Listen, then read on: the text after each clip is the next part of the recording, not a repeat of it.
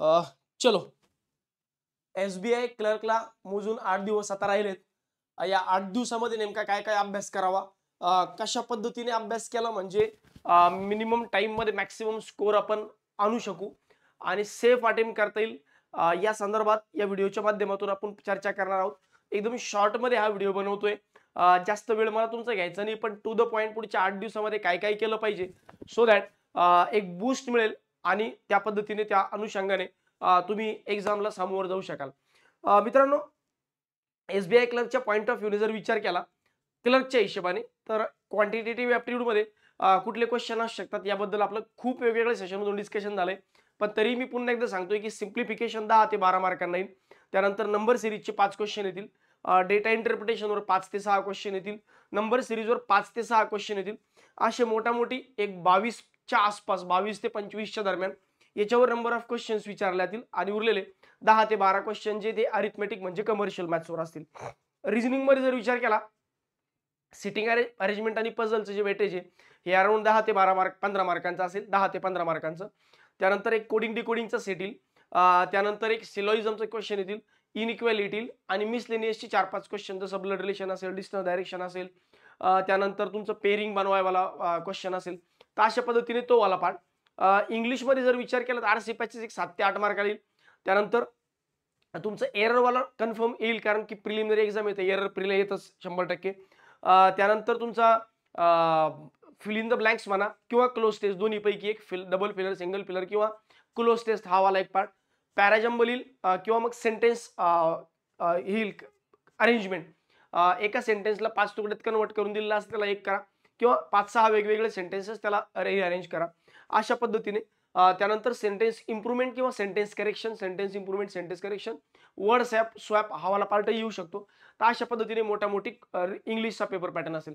आता आजपासून जर विचार केला पुढचे 8 दिवस, तर मागच्या 2-2.5 महिन्यामध्ये, 3 महिन्यामध्ये ज्या पद्धतीने तुम्ही तयारी केली, तर त्याचं आता इम्प्लिमेंटेशन करण्याची वेळ आली, योग्य वेळ आली आहे की आता तुम्ही या पद्धतीने अभ्यास करूच नका की काही नवीन शिकायचंय. आता जे येतं त्याच्यावर जास्तीत जास्त प्रॅक्टिस करण्याचा प्रयत्न करा आणि ऑनलाईन टेस्ट जेवढं जास्त होईल तेवढं जास्त द्या. तुम्ही आता हा विचार करू नका की यार मला कमर्शियल येत नाही, मी कमर्शियल शिकत बसतो. बघा, आपण एक सेशन आता घेतोय, उद्या म्हणजे शनिवारी जे आहे आपण सेशन घेतोय ऑफलाईन स्वरूपामध्ये जुन्या मुलांसाठी. एक स्पेशल कमर्शियल मॅथ्सचे एक 7 ते 8 टॉपिक जे आहेत त्याला विदाऊट पेन पेपर कसं सॉल्व्ह करायचं, त्यानंतर एक टेस्ट देऊन दाखवेल, 2-3 टेस्ट. तर त्या सेशनला डेफिनेटली अटेंड करा. त्या सेशनचाही घेण्याचा पर्पज तोच आहे की जास्तीत जास्त जे येतंय त्याच्यावर काम करतो, जे नाही येते त्याच्यात आता जास्त डोकं लावत बसत नाही, कारण जे येतंय त्याच्यावरच काम करून घेणं अत्यंत आवश्यक आहे आणि त्या अनुषंगाने प्रॅक्टिस करणं आवश्यक आहे. तर या सेशनबद्दल जर सांगायचं झालं तर हे सेशन ऑफलाईन स्वरूपात असणार आहे. यात क्वांटिटेटिव्ह ॲप्टिट्यूड शिकवेल मी आणि अक्षय सर शिकवतील जनरल अवेअरनेस. तर अक्षय सर पूर्ण जनरल अवेअरनेसचं रिव्हिजन करून घेईल. मी पहिल्या हाफमध्ये मी काय करणार आहे की पूर्ण क्वांटवाला जो पोर्शन आहे, पूर्ण पोर्शन आहे त्याच्यामध्ये कमर्शियल मॅथ्सचे 7 ते 8 टॉपिक जे आहेत त्यातलं, त्या कमर्शियल मॅथ्सच्या 7 ते 8 टॉपिकचं बेसिक क्विक रिव्हिजन करून देईल विदाऊट पेपर पेन. आणि सेकंड हाफमध्ये जे कमर्शियल मॅथ्सचे क्वेश्चन मी सोडवले, नंतर मी 2-3 टेस्ट देणार या सेशनमध्ये, 2 ते 3 टेस्ट देणार वेगवेगळ्या प्लॅटफॉर्मवरच्या लाईव्ह स्वरूपात विदाऊट पेन पेपर. आणि जे विदाऊट पेन पेपर मी क्वेश्चन सॉल्व्ह करून दाखवले सकाळच्या शिफ्टमध्ये, दुपारच्या शिफ्टमध्ये ऑनलाईन टेस्टमध्ये पण करून दाखवेल की बघा मी शिकवलेलं परीक्षेत कसं येतं आणि त्याला कसं अप्लाय करायचं असतं. तर या पद्धतीने हे सेशन पण प्रत्येकाने डेफिनेटली करा. ऑफलाईन स्वरूपामध्ये आहे. शनिवारी सकाळी म्हणजे 15 फेब्रुवारी 2025ला सकाळी 7:15 वाजेपासून ऑलमोस्ट हे सेशन चालू होईल. 7:30चा जरी टाइम दिला तर मी म्हणतोय की 7:15लाच मी चालू करून टाकेल. 7:15 पासून तापडिया नाट्य मंदिर जे निराला बाजारमधलं संभाजीनगर येथे, तर या ठिकाणी हे सेशन तुम्हाला अटेंड करायला मिळेल. आता पुन्हा मी म्हणतोय की मग नेमका पुढचे काही दिवस सर तुम्ही म्हणता जसं की अभ्यास तर करायचा आहे, पण नेमका काय अभ्यास करावा, मी कसा करावा. बघा, मी तुम्हाला 2 पार्टमध्ये डिवाइड केलंय. असे काही विद्यार्थी ज्यांनी मल्टिपल प्री दिल्या पास झाले अशा लोकांसाठी एक वेगळा प्लॅन आहे. आणि असे काही विद्यार्थी जे नवीन म्हणा किंवा जुने जरी असले तरी पण अजून प्रिलिमिनरी एक्झाम कुठली यांच्याकडनं पास नाही झाली, असे काही विद्यार्थी, या दोन्ही विद्यार्थ्यांसाठी वेगवेगळे स्टडी प्लॅन मी तुम्हाला देतोय. आता असे विद्यार्थी ज्यांनी आतापर्यंत कुठली एक्झाम पास नाही झाले, पहिले ऑनलाईन टेस्ट पहिल्यांदा तुम्ही एक्झाम SBI जाताय किंवा तुम्ही मल्टिपल एक्झाम दिल्या पण तुम्ही आतापर्यंत एक पण प्री पास नाही झाले, तर अशा विद्यार्थ्यांनी नेमकं काय काय प्लॅन केला पाहिजे. तर बघा, सगळ्यात पहिल्यांदा तुम्ही SBI प्रीच्या रोज 3 किमान ऑनलाईन टेस्ट दिल्या पाहिजे किती टेस्ट? किमान 3 ऑनलाईन टेस्ट दिल्या पाहिजे आणि त्याचं अनालिसिस केलं पाहिजे. तर ऑनलाईन टेस्ट द्यायला मोठा-मोठी जर विचार केला तर 1 तासभर आणि 15-20 मिनिटांचे अनालिसिस, असं 4 तासामध्ये हा सगळा प्लॅन संपवून टाकायचा. म्हणजे रोज 3 ऑनलाईन टेस्ट द्यायच्या आणि त्याच्यावर अनालिसिस करायचं, त्याचं अनालिसिस करायचं. त्यानंतर क्वांटानियलर साठी तुम्ही जे टॉपिक, आता फॉर एक्झाम्पल आज तुम्ही टेस्ट दिली, पण आज तुम्हाला यार रॉंग नंबर सीरीज अवघड वाटलं, तर तिन्ही टेस्टमध्ये तुम्हाला जाणवलं की यार रॉंग नंबर सीरीजमध्ये मी स्टक होतोय, तर मग काय करायचं? रॉंग नंबर सीरीजचे 100 क्वेश्चन सॉल्व्ह करून टाकायचे. तुम्हाला वाटलं यार मी सिटिंग अरेंजमेंटमध्ये आज स्टक झालो 2-3 ठिकाणी, सिटिंग अरेंजमेंट वाले प्रश्न 100 क्वेश्चन. म्हणजे ज्या दिवशी ज्या टॉपिकमध्ये तुम्ही स्टक होताय त्या टॉपिकची प्रॅक्टिस करायची. याच्या व्यतिरिक्त प्रीसाठी वेगळा काहीच अभ्यास करण्याची गरज नाही. 3 टेस्ट द्या. आता टेस्ट देताना एकदम सलग लागून देऊ नका. सकाळी एक टेस्ट द्या, दुपारी एक टेस्ट द्या, संध्याकाळी एक टेस्ट द्या. म्हणजे सकाळ संध्याकाळ दुपार गोळ्या घेतो ना आपण, त्या टाईपमध्ये. याने काय होईल?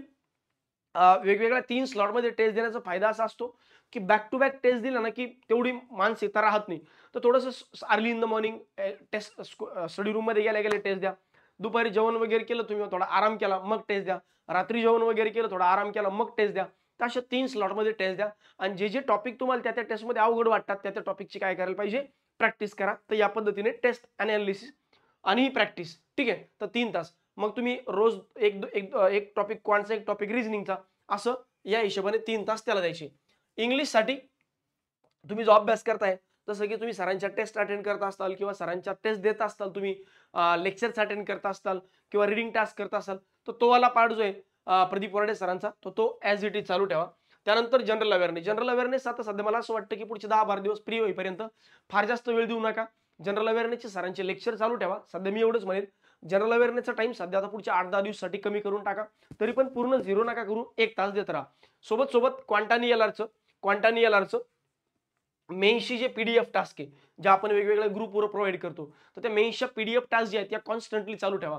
म्हणजे रोज तुम्ही काय करायचं, ज्या मेन्सच्या पीडीएफ टास्क येतात त्या मेन्सच्या पीडीएफ टास्क, एक क्वांटची एक रिझनिंगची, ती चालू ठेवायची. तिला अराउंड 2 तास. तर जे लोक प्रीवाले ॲस्पायरंट्स आहेत, प्री ॲस्पायरंट्स ज्यांना मी असं म्हणतोय की ज्यांची अजून एकही प्री निघाली नाही, अशा लोकांनी हा वाला प्लॅन फॉलो करायचा आहे. आता जे लोक मेन्स भरपूर ज्यांनी मेन्स दिल्या पण अजून मेन्समध्ये फायनल सिलेक्शन नाही झालं किंवा फायनल रिझल्टमध्ये मेन्स कन्वर्ट नाही झालं, अशा लोकांनी काय करायचं?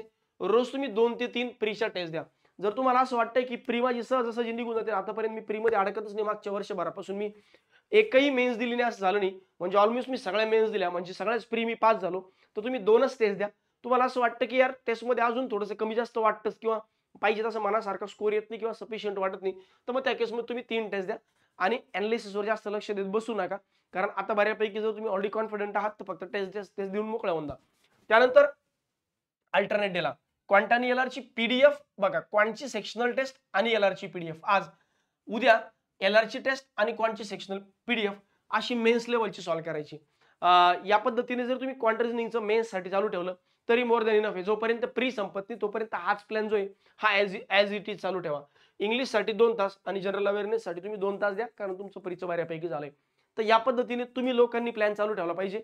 जेवढं जास्तीत जास्त होईल तेवढं जास्त ऑनलाईन टेस्टवरच फोकस ठेवा. जास्तीत जास्त ऑनलाईन टेस्ट द्या.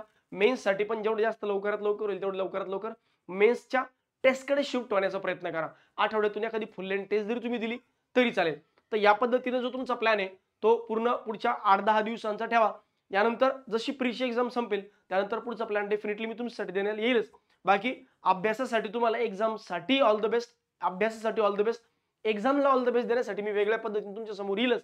पण सध्या तरी मी तुम्हाला म्हणतोय की तुम्हाला या अभ्यासासाठी ऑल द बेस्ट. हा प्लॅन कसा वाटला, याच्यामध्ये तुम्हाला काही डाऊट वाटले का किंवा काही राहिलं का, तर मला कमेंट बॉक्समध्ये लिहायला विसरू नका. आणि प्लॅन जर तुम्हाला परफेक्ट वाटलाय आणि जर तुम्हाला त्याने इम्प्लिमेंट केल्याने फायदा होतोय तर सेशनला लाईक शेअर करायला विसरू नका. धन्यवाद. Thank you very much and all the best.